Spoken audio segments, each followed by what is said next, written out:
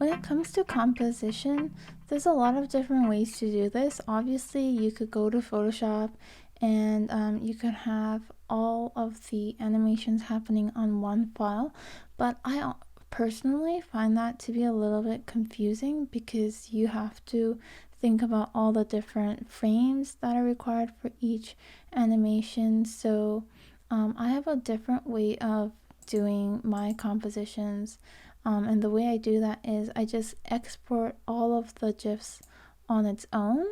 For example, for this one, I just exported one of the pink smiley faces, and then for this particular composition, I just copied it and then made it into different sizes and added the text. And for this one, I have exported the birdie and the tulip separately, and then I added the windows and this pot here.